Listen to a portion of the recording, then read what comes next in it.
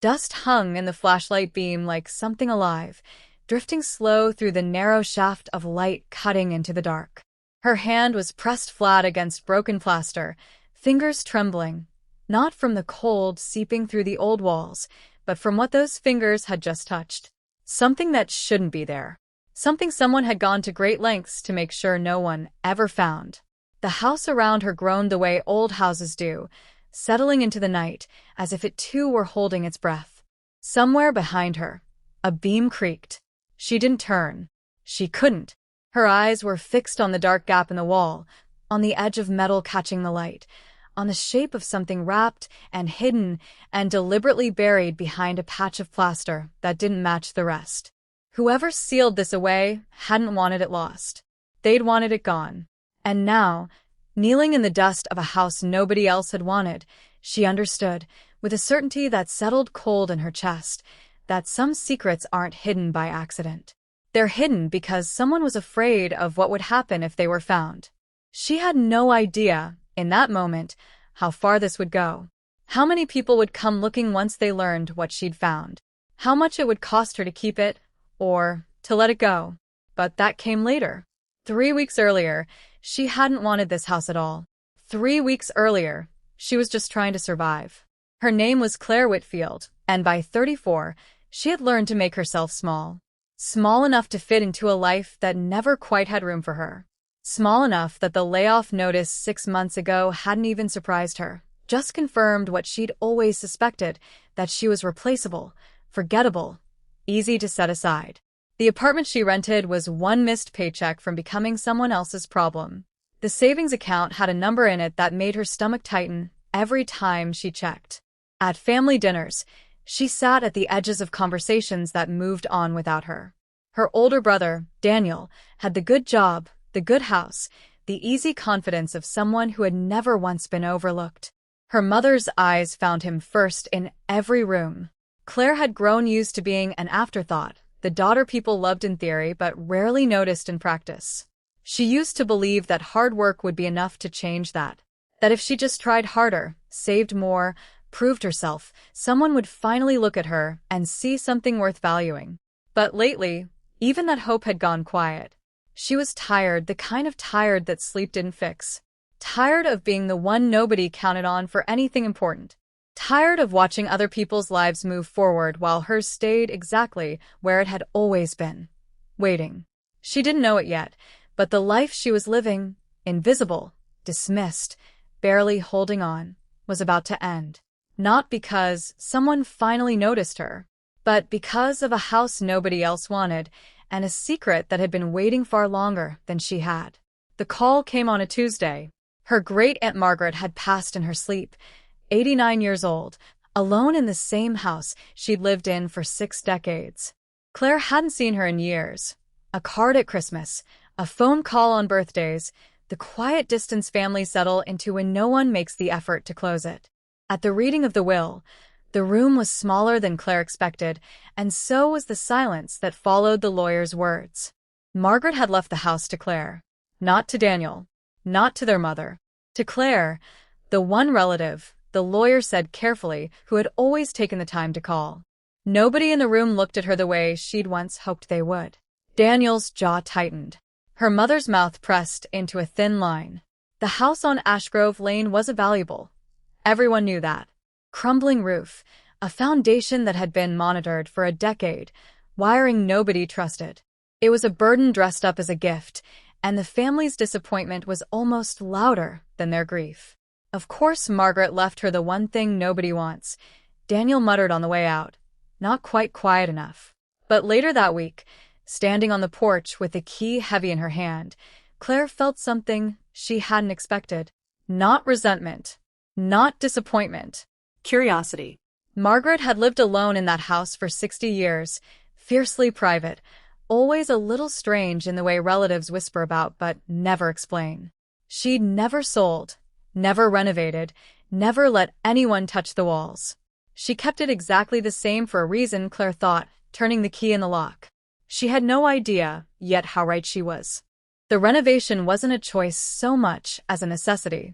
Claire couldn't sell the house in the state it was in, and she couldn't afford to hire anyone to fix it for her, so she bought a second-hand set of tools, watched a dozen tutorials she barely understood, and started tearing into the hallway wall where water damage had left the plaster soft and crumbling. That was where she found it. The patch was small, barely noticeable at first, a section of wall slightly rougher than the rest, the plaster a shade paler, as though it had been mixed by a different hand at a different time. She might have missed it entirely if she hadn't tapped the surface out of habit, checking for damp. The sound stopped her cold. Hollow. Not the dull thud of solid wall, but something lighter, emptier, a sound that didn't belong. Her pulse quickened as she pressed her palm flat against the patch, feeling the faint give beneath her fingers. Someone had opened this wall once, and someone had sealed it shut again. Carefully, deliberately, in a way meant to be forgotten. She should have stopped, called someone, waited until morning. She didn't. With trembling hands, she worked a chisel into the seam, plaster dust sifting down over her wrists in a fine, chalky rain. Each strike echoed too loud in the empty house, the kind of silence that made every sound feel like a confession. The plaster gave way piece by piece, crumbling into a small cavity carved into the wall's bones, a space no wider than a shoebox, but deep enough to hold something. And it did. Wrapped in what had once been cloth, now brittle and yellowed with age, something metal caught the beam of her flashlight and threw it back at her in a dull, cold gleam. Claire's breath caught in her throat. Whatever this was, it hadn't been forgotten. It had been hidden, with intention, with care, with fear. And 60 years later, it was finally looking back at her. Under the kitchen light, Claire unwrapped what the wall had kept hidden for 60 years. It was a brooch, heavy, ornate, gold gone dull with age but unmistakably fine, set with stones that caught the light even through decades of dust. Engraved along the back, in letters worn thin but still legible, were initials that weren't Margaret's. A.W. beneath them, a date. 1961. Claire turned it over in her palm, feeling its weight, its strange, quiet gravity. This wasn't costume jewelry. This was the kind of thing families fought over. The kind of thing insured, documented, remembered. So, why had no one ever mentioned it existed? She called her mother first, keeping her voice light, careful. Did Aunt Margaret ever talk about a brooch? Gold, with stones, initials, E.W.? The pause on the other end lasted a beat too long. I wouldn't know anything about that, her mother said, too quickly, too flat. Why are you asking? Claire didn't mention the wall. Something in her mother's voice made her hold the words back. She tried Daniel next, expecting indifference. Instead, she got something sharper. Where did you find that? He asked, and this time there was no pretending. His voice had an edge to it, urgent in a way that didn't match a simple question about old jewelry. Claire, seriously. Where? She lied. Told him she'd stumbled on it while unpacking boxes. He didn't push, but he didn't relax either, and the silence that followed felt heavier than anything he could have said. Two people. Two evasive answers. One question that suddenly felt far more dangerous than it should have. Someone in her family knew exactly what this brooch was, and they didn't want her to find out. If her family wouldn't answer her questions, the house would. Claire spent the following days combing through what Margaret had left behind. Boxes in the attic, a battered filing cabinet in the study, photo albums with pages so brittle they threatened to crack at the corners. It felt like trespassing at first, sifting through a dead woman's private life. But somewhere in that guilt was also purpose, a thread she couldn't let go of. The photographs came first. Black and white faces, stiff-postured and unfamiliar, until one made her stop. A young woman, maybe 20, standing on the same porch Claire now owned, and pinned at her collar, unmistakable even in faded grayscale, was the brooch. On the back, in fountain pen, Eleanor, 1961. Asterisco e punto doppio asterisco L. Not Margaret. Claire dug further, and the family tree that emerged was thinner than she expected, with a name that had never once come up at dinner tables or holiday gatherings. Eleanor Whitfield, Margaret's younger sister. Claire's great-great. A woman who existed in exactly one photograph and nowhere else, as if she had been carefully edited out of every story the family had ever told. An old newspaper clipping, yellowed and folded so many times it nearly fell apart in her hands, gave her the next piece. A short item from 1961, a wedding announced, then never mentioned again. A family disagreement, the clipping called it, with the particular vagueness newspapers used when something uglier was being smoothed over. Eleanor had vanished from the family record entirely after that. No death certificate Claire could find. No further photographs. No stories passed down. Just a name, a date, and a brooch someone had hidden inside a wall rather than let anyone find. Claire sat back in the dust and silence of the study, pulse quick, the pieces refusing to fit together cleanly. Someone had erased Eleanor Whitfield from this family, and someone 60 years later was still trying to make sure she stay. Daniel showed up on Saturday unannounced, his car parked crooked in the gravel drive like he hadn't bothered to think about where he was leaving it. Claire opened the door to find him already talking, already moving past her into the hallway before she'd said a word. "You've been going through Margaret's things," he said. "Not a question. Mom told me." She hadn't told their mother anything specific, which meant their mother had been asking around too. Daniel's eyes swept the hallway, the exposed patch in the wall, the tools left leaning against the baseboard, and something shifted in his face, quick and unguarded before he caught it.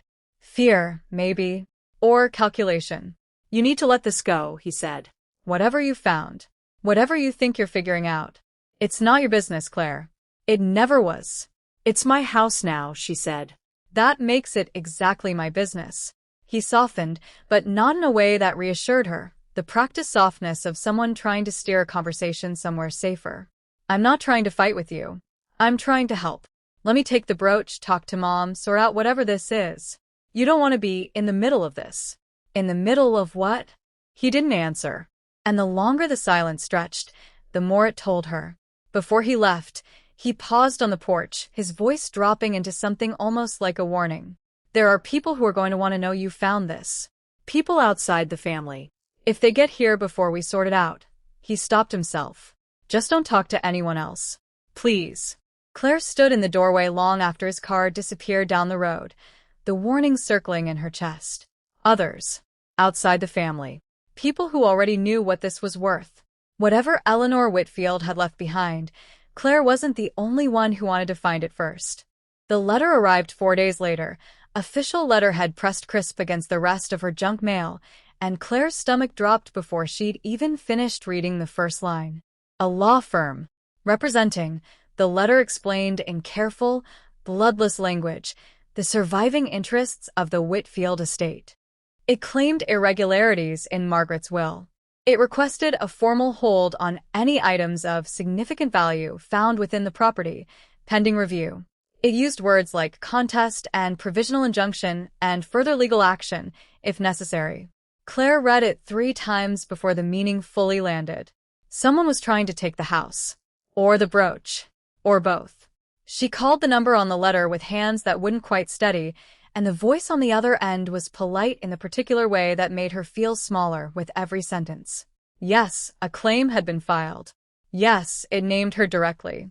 No, they couldn't disclose who else was involved in the estate dispute. Not yet, not until proceedings began. Proceedings. As if her life were a case file instead of the only stable thing she'd built in years. She thought of her dwindling savings account, the cost of a lawyer she couldn't afford, the house she'd only just started to think of as hers. For one sick moment, it all felt exactly like before, replaceable, precarious, one signature away from being taken from her by people who had never valued her enough to explain themselves. But underneath the fear was something new, something sharper. Someone was scared enough of what she'd found to bring in lawyers. Scared enough to threaten a legal fight over a house they'd called worthless just weeks ago. Whatever Eleanor Whitfield's brooch really meant, it was worth enough, to someone, that they were willing to take everything from Claire to keep it buried. She wasn't going to let them. Claire found the journal by accident, wedged behind a loose panel at the bottom of Margaret's wardrobe. The kind of hiding place someone chooses when they want something close, not gone. The handwriting inside was shaky in places, steady in others, spanning years by the looks of the entries. Claire sat on the floor of the bedroom and read by the last hour of daylight, and somewhere in the middle pages, her breath went still. I should have told her the truth before she died. Asterisk Margaret had written. The ink pressed hard enough to nearly tear the paper. Asterisk Eleanor never left because of a disagreement. She left because I let them believe the worst of her, and I said nothing to stop it. Asterisk. Claire read on, hands unsteady. The wedding in 1961 hadn't ended in scandal, it had ended in theft. A ring, family money, accusations thrown at Eleanor by relatives eager to protect someone else's reputation. Someone else had taken what went missing. Margaret had known. Margaret had stayed silent while her sister was cast out, disowned, erased, and had kept the brooch, Eleanor's own inheritance, hidden in the wall for 60 years out of guilt too heavy to face. I couldn't return it without admitting what I'd done. Asterisk the entry read. So I hid it instead, and told myself that was enough. But the last lines stopped Claire cold. Asterisk if anyone finds this now, they need to know it isn't only the brooch that matters. There's more. I hid what proves who really took the money, where they put it, and what they built with it. I couldn't destroy that either. Asterisk. Claire's pulse pounded in her ears. There was a second hiding place. And whatever proof it held didn't just clear Eleanor's name. It named the person still benefiting from her ruin. Someone very much alive, and very determined to keep it that way. Claire found the second hiding place at midnight. In the floorboard beneath Margaret's bed, a shallow compartment holding a bundle of bank documents, brittle with age, and a letter addressed to no one, written in a hand she now recognized instantly. It wasn't Margaret's. It was her mother's. The documents told the rest of the story in cold, undeniable detail. In 1961, it hadn't been Eleanor who'd taken the missing money. It had been a young woman named Ruth, Claire's grandmother, who had quietly funneled the funds into a down payment, a fresh start, a life built on the ruins of her own sister-in-law's reputation. Eleanor had been blamed, disowned, and pushed out of the family to protect Ruth's secret. And Ruth's daughter, Claire's mother, had known the truth for years. Claire drove to her mother's house before sunrise, the documents on the passenger seat like something radioactive. Her mother opened the door, already knowing why she'd come. Whatever composure she usually wore had cracked somewhere overnight. Daniel must have called ahead, warned her the lawyers hadn't been enough. You knew, Claire said, standing in the doorway, voice shaking with something that wasn't quite anger and wasn't quite grief. This whole time. You let me think Eleanor did something wrong. You let Margaret carry this alone for 60 years while your mother built a life on it. Her mother's face crumpled, decades of careful denial finally giving way. I was trying to protect this family. You were protecting a lie, Claire said. And you were willing to take my house, sue me, threaten me to keep protecting it. The silence that followed held everything her mother didn't say. The lawyers. The estate claim.